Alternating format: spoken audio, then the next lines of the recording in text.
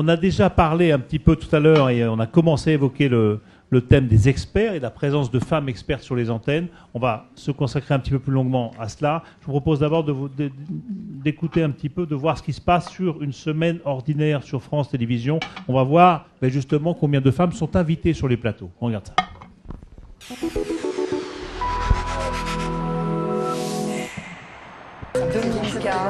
Bonsoir à toutes et à tous. On dit bien qu'ils sont des hommes de dialogue.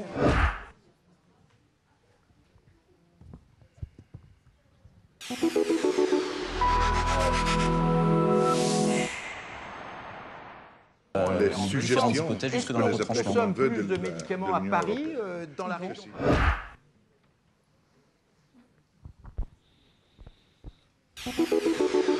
Qu'est-ce que ça vaut, la liberté d'un homme, quand elle résulte du travail?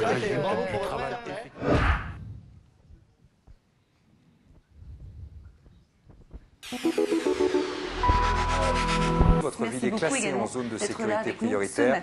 Vous avez été jusqu'à la grève de la faim.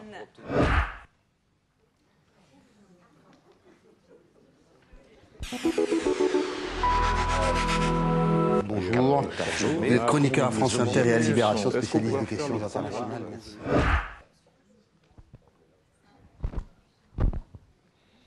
Je n'ai pas tout regardé, c'est France 5 qui a gagné, je crois, c'est ça, hein? Non? Enfin, quel plus mauvais score, si je ne m'abuse. Donc, Brigitte Grésy, vous êtes, je le disais, secrétaire générale du Conseil supérieur de l'égalité professionnelle entre les femmes et les hommes. Vous occupez de questions de stéréotypes depuis de nombreuses années et vous avez exploré dans les médias, dans les entreprises, cette question-là. Et vous venez d'être nommé secrétaire général du Conseil supérieur à l'égalité professionnelle. C'est un petit peu la même chose, mais c'est un peu différent. C'est exactement le même, avec un nom différent. Comment ? Bref, vous continuez ce boulot et vous venez de rendre un rapport sur cette question de l'image des femmes dans les médias. Qu'est-ce que vous nous dites sur cette présence des experts féminines dans les médias ? Alors, le rapport a été rendu en 2011. C'était le rapport de la Commission sur l'image des femmes dans les médias, dont j'étais rapporteure et Michèle Rezer en était la présidente.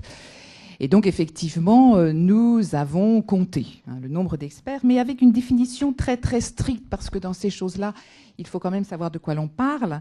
Et donc, ça n'était pas simplement l'invité, ça n'était pas seulement la présence de femmes, c'était la définition, c'est une personne ayant une légitimité par rapport au sujet posé, soit en raison de son métier, soit en raison de ses connaissances, soit en raison de son expérience, et qui a une forme de distance et de vision analytique du sujet.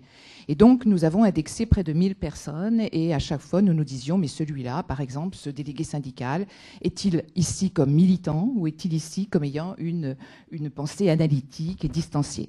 Donc, je crois qu'il faut vraiment savoir d'abord de quoi on parle et ensuite, ça permet de compter. Alors, effectivement, globalement, nous avions 18% d'expertes, que ce soit les médias, enfin, dans la presse, la télévision et la radio. Et ce qui m'a le plus intéressé, c'est qu'en fait, c'était une expertise un an après, avec un acte d'autorégulation, un engagement des médias à faire des progrès dans le choix des experts. Et un an après, on s'était rendu compte qu'on avait en fait toute la palette de méthodologie. Depuis, on ne touche à rien, on ne dit rien, on fait simplement une invitation dans les conférences de rédaction de dire vous devez recourir à des experts. Et ça pouvait aller jusqu'à une méthodologie très précise avec des objectifs chiffrés. Mais moi, ce que je voudrais dire là, puisque la question c'est comment faire mieux, donc voilà, c'est que les arguments qui étaient évoqués par les différents médias, lorsqu'on les a auditionnés, ils étaient toujours à peu près identiques. Alors la première chose, c'était le respect de la liberté éditoriale. Écoutez, laissez-nous faire, on connaît notre métier, les experts, c'est vraiment notre travail quotidien, ne venez pas interférer. Le deuxième point, c'est évidemment l'argument de la compétence. On l'a vu tout à l'heure, mais les hommes sont beaucoup plus compétents. Argument de la compétence qui était lié à l'argument de la résistance du réel. Vous voyez bien que, je le disais ce matin, dans le CAC 40, il n'y a pas de femmes, ou bien dans tel autre secteur, l'énergie, etc., on trouve plus d'hommes. Et donc, si les femmes ne sont pas là, si on manque les femmes, c'est qu'elles sont manquantes et on ne peut pas tordre le réel dans le sens de ses désirs. Donc, allié à l'argument de la compétence, vous savez, moi je suis un peu Madame Quota, je suis désolée, c'est-à-dire que j'ai vraiment beaucoup milité pour qu'il y ait des quotas dans les conseils d'administration. Et à chaque fois, on nous a dit, mais attendez, il n'y a pas de vivier, on les trouvera pas, elles sont pas compétentes. Et on les trouve, mais on pourra développer plus tard ce que j'appelle d'autres viviers d'excellence. Alors, le quatrième argument, c'est le manque de temps, l'urgence. Il faut trouver très vite un expert, on n'a pas le temps de chercher. On a nos bons clients, bien sûr, on se trompera pas et on veut pas les perdre. Et le cinquième argument, c'est ce que j'appelle l'argument de la double peur. La peur des journalistes de recourir à des néophytes. Ils se disent quand même, on en prend une, on l'a pas testée, dans un journal d'information, c'est quand même risqué. Sans savoir qu'il y a des moyens de tester facilement les nouveaux entrants sur ce marché de l'expertise. Et puis, il y a la peur des femmes. Et ça, c'est assez intéressant, parce qu'il faut aussi en parler. Il y a un certain nombre de femmes qui sont atteintes de ce qu'on appelle le syndrome d'usurpation, c'est-à-dire, mais qu'est-ce que je vais faire dans cette galère, qui est un monde d'hommes ? Les plateaux de débat, c'est quand même pas drôle quand on est une seule femme au milieu de 5 hommes. Et il y a des tas d'astuces, vous savez, comme dit mon cher confrère, et donc il se penche en avant et il fait écho uniquement à ce que vient de dire l'homme, et la femme a parlé entre les deux, c'est comme si elle n'avait rien dit, vous savez, cette parole qui ne pèse pas. On parle et puis tout d'un coup, cette parole, c'est rien, c'est une bulle dans l'air. Et puis l'homme qui parle après lance un peu, reprend la patate chaude qui a été envoyée par l'expert masculin. Je grossis le trait, mais pas tant que ça. Et donc se dit, mais qu'est-ce que je vais faire dans cette galère ? Et puis, alors on nous a dit, c'est que les femmes étaient beaucoup plus respectueuses de la hiérarchie, c'est-à-dire quand on leur dit, écoutez, venez demain matin à 8h parler en radio ou en télé, elles disent, faut que je demande à mon chef. Et les hommes ne demandent pas à leur chef. Et donc ça prend un petit peu de temps. Et puis je crois aussi que, surtout pour la télé, il faut aussi apprendre que ce qui est important, c'est ce qu'on délivre, c'est-à-dire le message. Et peu importe qui on est, peu importe comment on est habillé, peu importe comment on est coiffé d'une certaine façon. Et je crois qu'il y a une culture de l'image chez les femmes qu'on a appris depuis l'enfance, on l'a vu ce matin, contre lequel il faut vraiment aller. Ce qui est important, c'est le message. C'est pas le physique, c'est le message. C'est l'adéquation entre la forme et le fond. Pour ça, moi, je suis extrêmement classique. Et c'est ça qui est important. Et puis, il y a évidemment l'argument de la disponibilité, mais ça, j'y crois pas du tout. Mais j'ai entendu des gens qui nous disent, vous comprenez, dans les matinales, on trouve pas de femmes parce que c'est l'heure où on s'occupe des enfants. Et franchement, comme la plupart des interviews radio, c'est par téléphone en plus, 5 minutes au téléphone le matin, ça se trouve facilement. Voilà un peu tous ces arguments qui expliquent un petit peu tout ce qui est dit en matière de résistance conceptualisée, mais qui ne tiennent pas à l'analyse et qui font qu'il y a une différence de légitimité in fine de l'expertise masculine et féminine, mais je crois qu'on en reparlera. Et en termes d'évolution, j'ai l'impression que ça évolue quand même un petit peu, ça bouge un petit peu. Alors, 1 an après l'acte d'autorégulation, franchement, ça ne fait pas beaucoup évoluer. Il faut voir comment on compte, c'est-à-dire qu'il faut vraiment savoir, quand on fait un point une année sur l'autre pour évaluer l'année d'après, il faut vraiment faire très attention à la méthodologie et à la définition de l'expert. Si on prend les invités, on va dire qu'il y a des progrès extraordinaires. Si on prend l'expert dans un sens restreint, on verra que c'est quand même plus difficile. Bruno Patino, quand vous entendez tout ça, vous dites, faut qu'on bouge pour mettre davantage les femmes à l'honneur sur l'antenne dans ces fonctions d'experts. Alors, non, je suis assez content d'entendre ça. J'ai juste commencé par une anecdote. Parce que il faut toujours commencer par les anecdotes, surtout je voyais les chiffres là sur France 5, et ça va me permettre de parler d'une anecdote. J'entendais Michel Cotta ce matin dire, quand elle a changé d'univers en passant de l'Express à ailleurs, ce qui lui paraissait naturel, tout d'un coup ne l'était plus. C'est-à-dire la place des femmes ne l'était plus forcément. À titre personnel, ce que j'attendais comme chose naturelle dans l'environnement que j'avais pu connaître avant, effectivement, parfois on est surpris de voir que ça ne l'est pas. Et évidemment, il y a quelque chose qui pèse là dans les statistiques que vous avez montrées sur France 5, c'est l'effet C dans l'air, qui, parlons des choses directement, qui doit peser pour 26 experts invités par semaine, et qui tournent tous les jours. Et je me souviens de cette discussion qu'on a eue avant même que le thème arrive en termes d'autorégulation, discussion qu'on a eue avec Pierre Bloch de Fribert, ici présent, qui est le patron des programmes et de l'antenne de France 5, quand il s'est agi de dire quand même, nous remonter de toutes parts, qu'effectivement jamais une femme n'était invitée, ou très rarement, sur les plateaux de C'est dans l'air. Or, c'est dans l'air, c'est quand même 5-6 experts par jour. Et donc, autant les femmes avaient leur juste place à tout moment dans la grille de France 5, autant à ce moment-là, ça ne l'était pas. Ce qui m'avait d'ailleurs valu un moment, de ces moments où vous êtes un peu inconfortable, parce que vous savez d'une certaine façon que vous n'êtes pas très fier de vous. C'est La Barbe. Le collectif La Barbe est venu ici, je ne sais plus quand, à la rentrée, il y a 2 ans, pour dire il n'y a jamais de femmes dans C'est dans l'air, et elles avaient raison.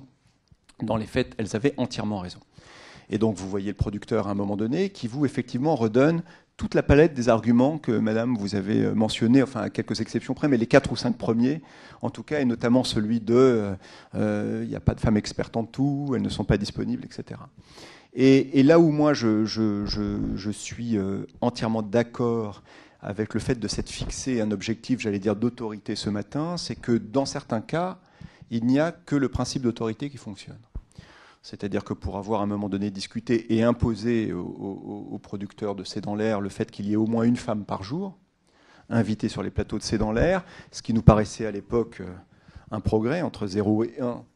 Et on voit bien que l'argument d'autorité, ça fonctionne une fois, mais le 1 n'a pas enclenché le 2. Exactement, n'a pas enclenché un mécanisme qu'on aurait pu penser naturel, c'est qu'une fois, voilà, ça y est, c'est normal, bah, tu vois bien qu'il y a des femmes expertes arrivent, on avait ce thésaurus, enfin cet annuaire, ce guide des expertes présente à peu près sur tous les domaines. Et quand vous venez, quand vous fréquentez des milieux universitaires, journalistiques, de la presse papier, etc., où les femmes sont souvent en majorité, Michel qui est à l'école de journalisme où nous sommes tous les deux, c'est qu'aujourd'hui même nous devons avoir un quota de garçons dans les étudiants en école de journalisme pour être sûr que cette profession ne se féminise pas trop.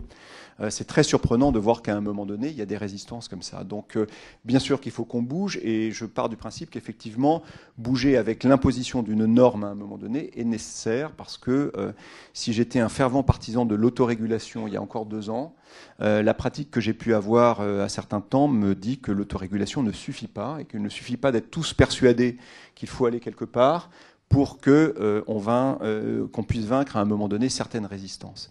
Alors, cela étant, c'est ce que je perçois quand même, si je puis me permettre. Encore une fois, hein, je suis entièrement et absolument convaincu qu'il fallait bouger avec un objectif chiffré et qu'il fallait se fixer des objectifs. Donc je suis partisan à 200% de ça. Il y a quand même, je trouve, quelque chose qui me rassure un peu en dehors de ces objectifs-là, c'est que ces objectifs sont perçus par tous comme légitimes. C'est-à-dire que les positions aujourd'hui de blocage, qui existent à un moment ou un autre, quand même, il y a une trace d'illégitimité, enfin me semble-t-il en tout cas, du discours que je reçois ou que je perçois quand on a un blocage face à nous, que l'ensemble des équipes sont plutôt en général favorables à ce genre de mouvement qui semble naturel. Pour ma part, si vous voulez, je me permets d'aller un peu au-delà, c'est un ensemble. C'est un ensemble, c'est-à-dire que la position, les chaînes doivent non seulement refléter ce qu'est la société aujourd'hui, mais ce que sont les facteurs porteurs, les vecteurs forces de la société. Et on a travaillé beaucoup, alors ça prend du temps, pas seulement sur l'arrivée de plus d'experts sur les plateaux de télévision, et en ce sens, l'objectif fixé nous aide. Donc moi, je ne le vois pas du tout comme une contrainte, mais comme au contraire une facilitation à l'action et au dialogue et à faire bouger les résistances qu'il y a. Mais par ailleurs, je crois qu'il ne faut pas se limiter à ça. C'est-à-dire que dans l'ensemble, ce qu'on essaye de faire, et notamment, vous le verrez à la rentrée sur France 2, mais sur d'autres chaînes, etc., c'est naturellement féminiser les antennes, mais de façon totalement naturelle, que des héros récurrents arrivent en fiction, que les incarnations d'émissions soient importantes, que même quand on a des duos, parce que ça marche bien les duos aujourd'hui, et que les duos de télévision, vous le savez toujours, c'est à la fois un clown blanc et un Auguste, hein, c'est le modèle traditionnel, qu'on soit de temps en temps que le clown blanc soit une femme ou que le clown blanc soit un homme, ça dépend des temps, ça dépend des types de duos. Donc tout ça est quelque chose qui va de l'avant. Je me permets pour finir cette réponse... avec de la contrainte ou pas sur ces questions-là? Oui, avec de la contrainte. C'est-à-dire quand à un moment donné, vous dites en accès sur France 2 à 18h, je souhaite qu'il y ait une femme et plutôt une figure, enfin je veux dire un nouveau visage, et que ce nouveau visage soit féminin à France 2, oui, c'est une contrainte. Mais c'est une contrainte... Pareil, on parlait de la hiérarchie. Je fais partie des gens qui pensent que la contrainte de temps en temps libère quand elle est claire, et en l'occurrence, je pense que c'est une contrainte qui libère. parce que ça permet d'aller... parce que la contrainte n'est contraignante qu'à partir du moment où elle n'a pas été dite. Quand elle est dite, je trouve que ça enclenche quelque chose de plutôt de naturel. Enfin, je veux dire, personne ne dit c'est stupide. Une fois que vous avez dit la contrainte, ah bah oui, t'as raison, il y a que des hommes qui sont à cette heure-là, bah oui, c'est normal qu'on ait à un moment donné des femmes qui arrivent. Et donc moi, je crois vraiment à cette contrainte-là, mais puisqu'on faisait ce midi la conférence de presse de la rentrée de France 2, je peux vous dire que j'étais à une table et que la question m'a été posée en off par la plus jeune des journalistes qui étaient présentes, mais sur cette féminisation de l'antenne, vous craignez pas qu'il y en ait trop. Et donc les stéréotypes existent partout. Et on s'est trouvé à front renversé là, à défendre auprès d'un certain nombre de journalistes le fait que ça n'était pas une féminisation de l'antenne, mais que c'était quelque chose qui aurait dû, dans un monde idéal, apparaître comme naturel et qui aurait déjà dû être là. Un rééquilibrage.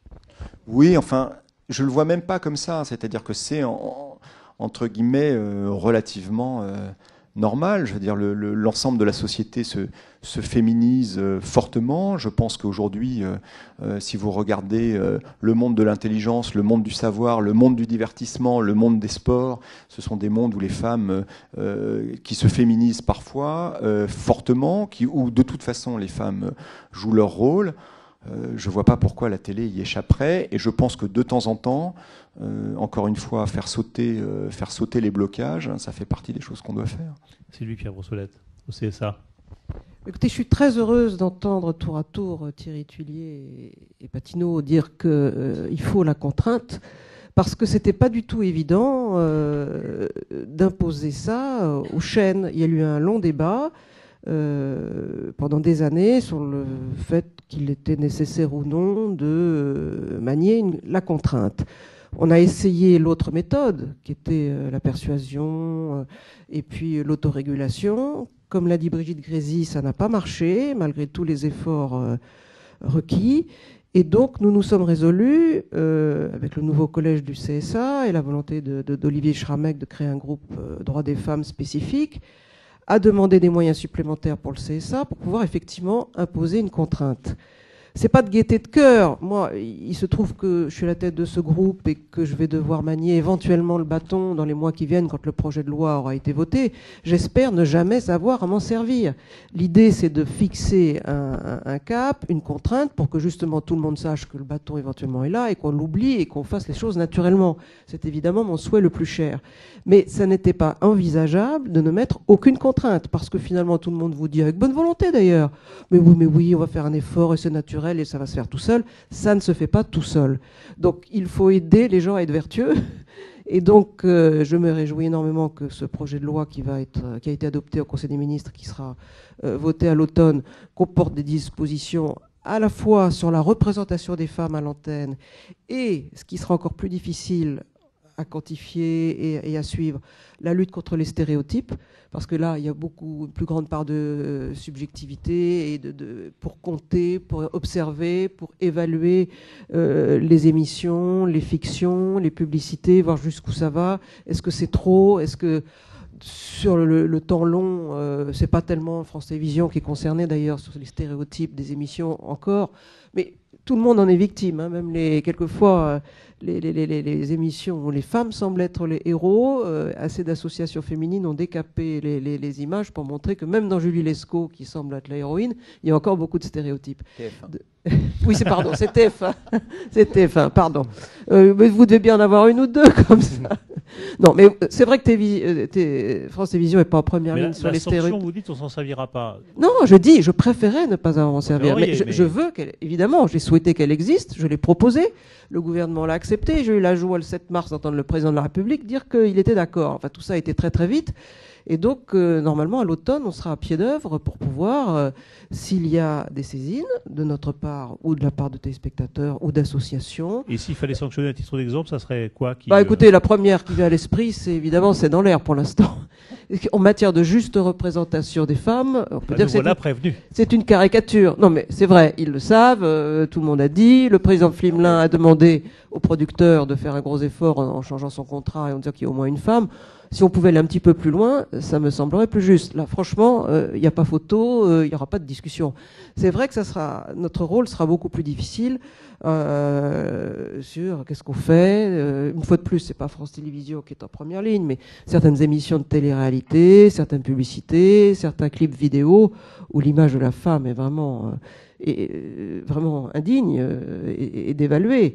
Et donc là, on ne pourra pas taper tout le temps. Ce sera un long travail de persuasion. Et puis, si on fait une émission de télé-réalité, à côté, on peut en mettre une autre qui soit plus valorisante pour les femmes. Il y a d'ailleurs, dans le projet de loi qui vient d'être adopté, une disposition qui concerne toutes les chaînes et qui incite les chaînes à charge pour le CSA de mettre ça en musique. Donc, je vais réfléchir à comment on va faire. Qu'il y existe des programmes valorisant le rôle des femmes et luttant contre les stéréotypes, les violences, etc. Donc que ce soit des documentaires, des fictions, il va falloir imaginer des émissions spécialement consacrées à ces thèmes-là. Mais donc je me réjouis globalement de l'attitude des responsables ici de France Télévisions et des engagements de M. Flimelin ce matin. Et pour compléter ce que disait Brigitte Grésy sur ça n'est pas possible de trouver des femmes pour venir sur les plateaux, j'avais 2 petits conseils assez faciles à donner aux journalistes qui seraient peut-être en manque d'experts. Vous savez qu'il existe la Cour de cassation où il y a énormément de femmes. Il existe l'Académie des sciences où il y a énormément de femmes. Ce sont des femmes qui sont habituées à parler en public. Elles sont professeurs ou juges. Elles sont spécialisées dans énormément de sujets parce qu'on les délègue toutes dans des comités bioéthiques, dans des comités de la CNIL, dans des comités de ceci ou de cela. Il suffit d'aller les rencontrer. Elles seraient ravies qu'on les reconnaisse enfin. Personne ne va les inviter à prendre un café. C'est 1 heure et prendre un café. Franchement, on ne demande pas que les budgets explosent et qu'on déstabilise toutes les rédactions. Un café plus un café plus un café. Oui, oui. Enfin, ça renouvellerait le cheptel, ça leur donnerait confiance et surtout... Le cheptel, écoutez, même nous on n'oserait pas. Le cheptel des invités. Ah bon. Le cheptel des invités. Et ça donnerait surtout confiance aux jeunes femmes qui se disent « je ne serai jamais reconnue ». Si elles voient quelques-unes de leurs aînées sur un plateau expliquer pourquoi un volcan va exploser ou pas, se dire oh, bah, chapeau, il y a quelque chose qui change et je vais pouvoir y arriver aussi. C'est vraiment un modèle très très important. Ça commence effectivement à l'enfance avec les stéréotypes dans les dessins animés, etc. Mais ça continue après aussi par la représentation des femmes qu'on met à l'antenne. Il ne suffit pas de compter combien il y a eu d'expertes, mais de voir dans quel domaine et à quel niveau. Brigitte Grésy, vous vouliez ajouter quelque chose? Parce que sur cette difficulté qu'il y a parfois à trouver des expertes, est-ce qu'il n'y a pas aussi chez les femmes peut-être moins de volonté de se mettre en avant que chez les hommes quand il s'agit d'aller passer à la télévision et de parler? Écoutez, là, je n'ai même pas tellement envie de répondre à cette question, si vous permettez. Simplement, moi, ce que je voulais dire, ce que j'ai trouvé très intéressant... Je dis qu'on voit quelquefois des hommes se précipiter, on a à peine raccroché le téléphone qui viennent sur le plateau. Oui, mais ça, c'est toujours pareil. C'est la question du sentiment de légitimité. C'est-à-dire que les hommes se sentent extrêmement légitimes et il y a une espèce d'accoutumance à la parole. C'est vrai que les femmes ont un sentiment de légitimité moins fort dans toutes ces choses-là. Elles ont moins d'accoutumance. Mais les femmes, elles sont affamées alors que les hommes sont rassasiés. Donc voilà, on compense par notre désir de faire des habitudes ancestrales. Mais moi, ce qui m'intéresse, c'est vraiment la notion de contrainte. La notion de contrainte, elle existe partout. On a l'impression d'opposer la liberté de création, et tout d'un coup, il y a la question des femmes et on rentre dans un univers de contraintes. Le poiein grec, la fabrication, tout ce qui est production est un univers de contraintes. Et finalement, ajouter dès le départ, comme vous avez dit très bien, la contrainte, c'est en fait intégrer une règle supplémentaire d'innovation. Et comme on le disait ce matin, mettre des filles et des garçons dans un programme jeunesse, c'est pas se dire « zut, j'ai une belle histoire, je dois rajouter une fille ». C'est « je change mon histoire, je raconte une autre histoire. Mon scénario, il est différent parce que mes personnages ne sont pas les mêmes ». Ça, c'est le premier point. Et puis, le deuxième point sur le comptage. Je crois qu'il faut pratiquer l'exercice du doute quant aux intuitions. Nous avons fait cet exercice-là dans notre rapport. On a demandé à de la presse féminine, on leur a dit, vous avez combien d'expertes, combien d'experts? Ils nous ont dit, nous, 80% d'expertes. On a compté. Il y avait 50% d'expertes.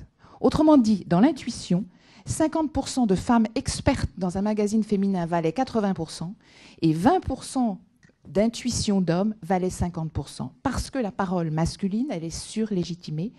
Le neutre est masculin et en quelque sorte, on ne voit pas les hommes, on voit tellement qu'on finit par plus les voir, alors qu'une femme qui arrive, c'est l'intruse, c'est celle qu'on voit, et finalement on surcote, on survalorise, alors qu'en fait elles ne sont pas là.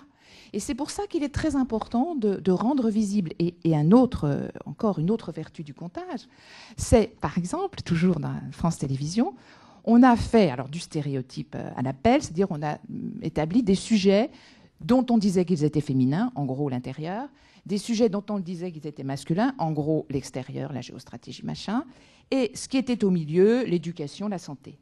Eh bien, dans les 10% d'expertes féminines dans les sujets de l'extérieur, égalité dans les sujets de mixte, c'est-à-dire la santé et l'éducation, 75% d'hommes dans les sujets dits intérieurs. On avait même que dans une émission des gynécologues, c'était que des hommes.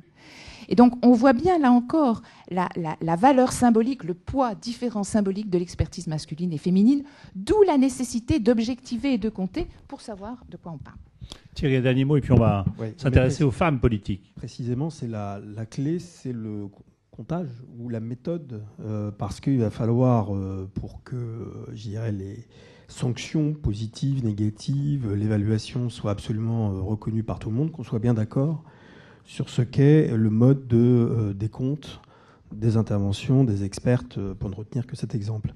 Et là-dessus, je veux dire que moi, je plaide pour qu'on ait un décompte complet sur l'année et pas seulement sur les 15 jours de période de probation du CSA, qui est un peu aléatoire, parce que finalement, si on est par hasard dans une quinzaine où beaucoup de femmes interviennent, rentrées des classes, on va dire ils remplissent les objectifs, et puis un mois après, c'est fini. Donc nous engageons pour la fin de l'année là à mesurer l'ensemble de nos journaux, encore une fois, mais sur l'ensemble de la saison, avec le système de décompte du CSA. Et là, je pense qu'il faut qu'on se rapproche, parce que si les médias doivent pouvoir rendre des comptes, il faut aussi qu'on sache de quoi on parle exactement et qu'on soit d'accord là-dessus. Je pense que ça va être très important. Une réponse ? Ça, sur le système de comptage, pas de problème. Nous allons nous-mêmes mettre en place cet été des étudiants en sémiologie qui vont étudier pendant des heures les programmes pour faire déjà un premier bilan un peu plus exhaustif que fait le baromètre.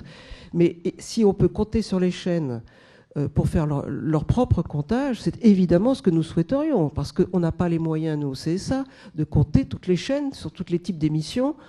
C'est absolument impossible. Donc on est forcément limité dans le temps avec les aléas que tu viens de dire.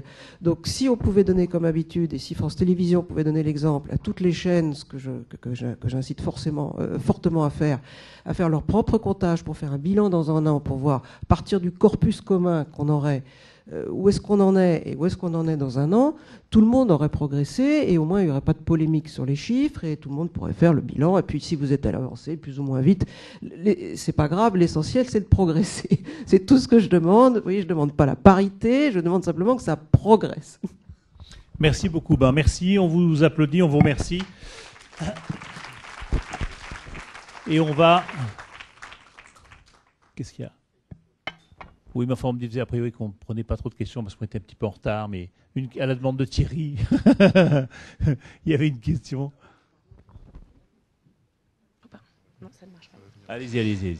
Oui, c'était une question pour Sylvie Pierre Brossolette. En fait, c'était pour avoir une précision quant aux sanctions qui seraient éventuellement encourues. J'ai bien compris que vous préféreriez ne pas y avoir recours, mais il y aura forcément des mauvais élèves. Je suis peut-être un peu pessimiste, mais le bâton, c'est quoi ? Ça consiste en quoi concrètement ?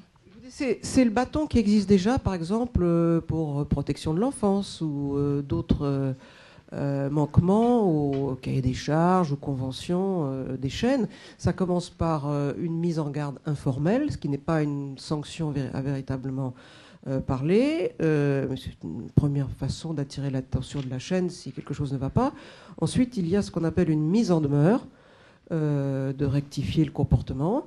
Et si le comportement est toujours pas rectifié, à partir de ce moment-là, on peut enclencher une procédure de sanction. Et ça peut être de la sanction financière, ça peut être une sanction de coupure à l'antenne, une sanction de dire quelques mots à l'antenne en disant qu'on ne fera plus aussi mal. Donc il y a toute une gamme de choses qui est envisageable. Évidemment, j'espère 1000 fois ne jamais en arriver là et que quelquefois une petite mise en garde suffira avec les nouveaux critères que la loi nous permettra d'utiliser au CSA. Parce que jusqu'ici, pour défendre les femmes, nous n'avions que l'argument massu d'atteinte à la dignité humaine. C'était quand même très fort. Alors que tout ce qu'on aimerait quand même, c'est pouvoir mettre en garde les chaînes sur l'absence de femmes sur des plateaux et sur des stéréotypes qui ne sont pas des atteintes à la dignité humaine, mais qui sont quand même, à force d'être répétés, franchement, dévaluants pour les femmes et un mauvais exemple pour les générations qui arrivent. Voilà. Merci. Je pense que ce sera la seule question qu'on prendra et puis on vous remercie une deuxième fois.